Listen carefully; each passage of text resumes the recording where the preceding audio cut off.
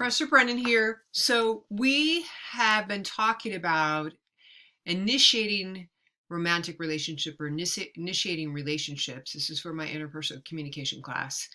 And now we're going to move on to talking about the maintenance of those relationships. So what does that look like? We'll look at different theories and methods and why we do it and how do we keep it going, strategies for keeping it going. And we'll also look at, probably not in this particular video, but in the next video, we're going to look at how can we communicate that will be helpful and supportive, creating a positive communication climate. So let's move on to the PowerPoint right now.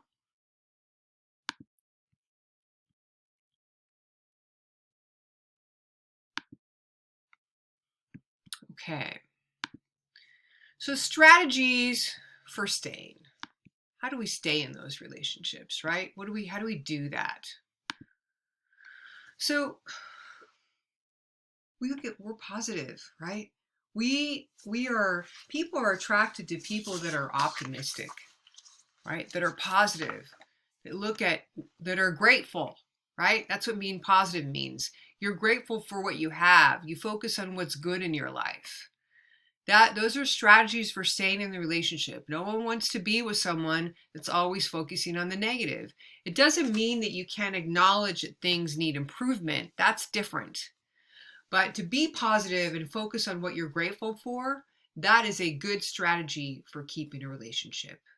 Also, people want to know what it is you love about them and what you like about them. They really don't want to hear so much about the things that you're not happy with. You have to decide in a relationship. Again, go to that want and need. Like, is it something like for me, my partner, she's not very good at putting things away. Drives me nuts, right? I live with her. So she's my wife. I would say my partner. She's my wife. But it drives me nuts. She doesn't put things away. And you know what? I don't always put things away either. But she seems to do it less than me. I get annoyed. So what? It doesn't fall in that need. It's not the deal breaker. Okay. So remaining positive, focusing on all the beautiful things. She just decorates the house beautiful. She's wonderful with the animals. She's wonderful people. She's a really fun person to be with. I mean, I could go on and on with the list. Being positive, strategy for staying. Openness. Openness means this. It means you are open and willing to hear what people say. You're open to change. You're open to spontaneity. You're not rigid, right? You listen. You don't just want your way. You're like, okay, I'm open. I'm going to be open. I'm not going to be motivated, just get my way and get it the way I want it so I'm comfortable. So openness requires, there's some vulnerability on your part, right? So you need to be open to your partner. Okay. Assurances. You got to assure people how you feel about them. Tell that person you love them. Tell them how great they look in their new outfit, right? Tell them how beautiful their hair is. Tell them what a great wife or husband or a partner they are, or boyfriend or girlfriend. Tell them. Tell them how you love you love your husband for how well he plays with your children, right? Assure them how much they matter. When they make a great meal, tell them, right? Assure them. Let them know that they matter. This is part of the reason why we get in relationships, is we need to matter. And of course we matter, even if we're not in a relationship. But part of it is something that we get from someone when we're with that person, is to communicate that we matter, right? There's nothing is taken away from you to do that. You really get something back by communicating that. Social networks. You can't just be the two of you. You got to have people, a community. Remember we talked about that particular model about in that, and I can't remember what theory it is right now, but we're talking about in that how many people like within your community that you had your relatives around you. If you had your coupleship, and then you had your family, and then you had your immediate relatives, and then you had your extended family and your community, and it got bigger and bigger. Well, those are social networks, right? You need to have them. It can't be the two of you. You won't survive. Your people We are social animals, even though some of us say that we're antisocial or whatever, but we are. We are social animals. It's normal for us to be social to some extent. Some of us don't need a lot of socializing all the time, and some of us need it all the time. But that's who we are as human beings. We're social animals. We need each other. You need to have it networks. It can't just be you, right? And plus, when you interact with other people, it actually feeds your relationship. It feeds you as people, it grows you as people. So social networks are important. And finally, the last one is ways that we stay is we got to share in what needs to be done. Okay. Maybe you do have roles. Maybe you have he or she does this and he or she does that. Okay. Maybe you have roles of what the guy does and what the girl does, or what the girl does and what the girl does, or what the guy does and what the guy does, however it works. Right. Maybe you have roles but you need to share in the tasks. Okay. You need to share in what those tasks are, as long as you're in agreement, right? If you have a traditional role and you're the woman in the relationship and you're married to a man and he works and you stay home and take care of the house, which is a job and a lot of work, and take care of the kids and make the meals, which is a whole freaking job, right? Then that's your agreement. You're sharing in the task of making your life together. So the task doesn't mean that they have to be equal or your husband has to do the dishes or make but if you decide to do that, then that's what you decide. The point is that you share in the task of creating the world that you want together. Okay? That's how you keep the relationship stable. That's how you keep it going. That's how you keep feeling like everyone's a part of. Okay? All right, we're going to move on to Knapp's model of relational development. We're going to cover, I want you to take a look at these different steps. Look at these as steps. Right here is the relational maintenance piece. Okay? Because that's what we're talking about right now. I'm going to cover these steps here. This is how the getting together, the coming together piece. And then right here is when you're coming apart. But basically Knapp said, these are these 10, they're 10, right? Yeah, 10 steps. 10 stages, not steps, 10 stages in relational development. Right here, these 4 stages relate to the relational maintenance of your relationship. So what else did he say? He said that relationships start, they endure, and they terminate. Okay, there are 10 stages, and that is normally what they do.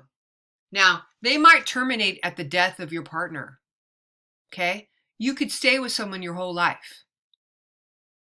So it doesn't mean that all relationships are going to end. It could end through death.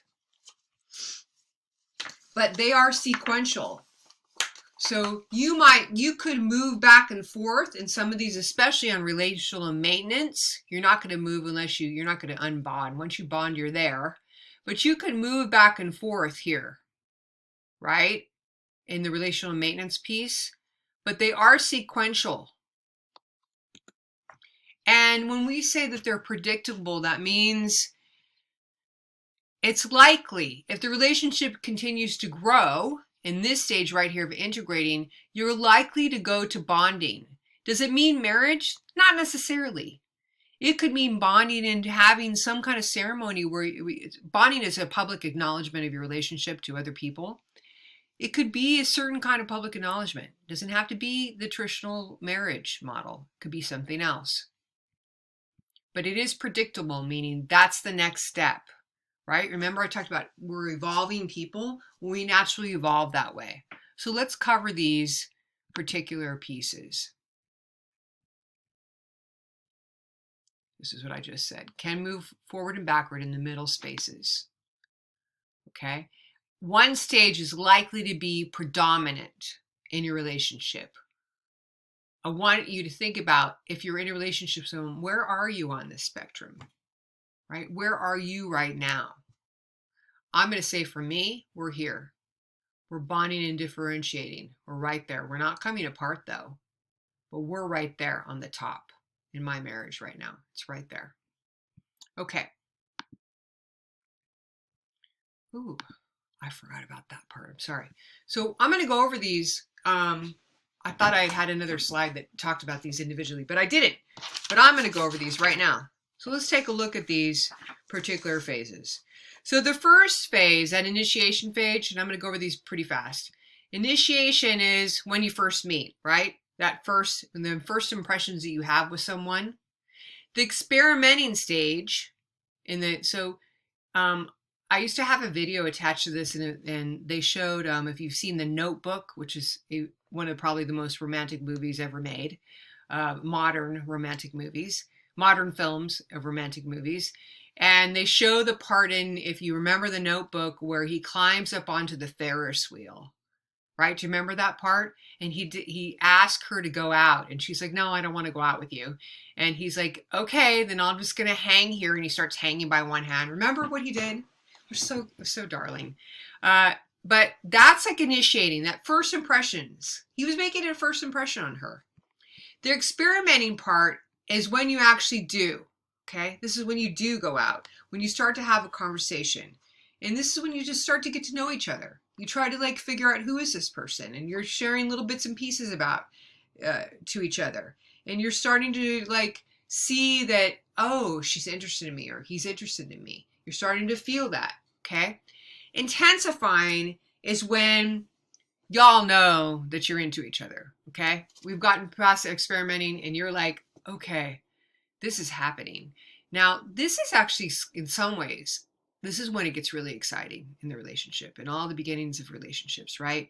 Where you can't stop thinking about that person, and you can't wait to see that person. You start sharing like all of your dirty details that you've never shared before, and you start telling stories, and the majority of your time is like you want to spend with that person and your whole life, and that's who you talk about all the time, and that's intensifying. That's a really fun stage in the relationship, because you're almost like in this bubble, right? You're in this, like, what I call the bubble of, it's just you and him, or you and her, right? That's what's happening. It's a really fun time. Then you get into integrating. This moves into a little bit more serious kind of, where you start sharing your life. You start having shared activities, and you start to be like, you've now, in the intensifying, you've decided you're definitely in the relationship with this person. This is your boyfriend, this is your girlfriend, your significant other, whatever words that you use to define that. And you start to integrate that person in your life. Whereas in an intensifying stage, it was just you and her, or you and him. Okay, you didn't really care about anyone else. You didn't care about your friends so much meeting that person. You're just like, I just want to be with that person, just me and that person. And then in integrating, you're like, okay, it's time for them to meet Lily, or it's time for them to meet Joe or Steve or whatever. Okay, it's time for me to start integrating in that person. And it kind of brings intensifying a little bit down. Doesn't mean you're not still into them and having most of the time we have lots of sex during the intensifying stage. Doesn't mean that stopped. But it's just a little bit more, things become more practical. Now, if you're like, everything is going well, integrated, and your friends and your family have accepted your partner, you stay with that person and they integrate in your life, then you decide, you know what? I'm going to publicly announce my fidelity to this person. That in integrating too is like you're making some kind of commitment. Like they're your partner. So it's just you and that person, right? If you're a monogamous person. And then in bonding, you're like saying to the world, the world in quotes, right? You're saying, this is the person I want to spend the rest of my life with today. This is the person I want to show, or it could be, this is the person I love, and I want everyone to see how much I love this person. And I'm going to have this public where I invite people for them to witness our love for each other, whatever that looks like. Okay, that's the bonding piece. We're going to stop here. I'm going to come back. We're going to have to do another, this is an important model. So we're going to go over all these little pieces. Okay, we'll be right back.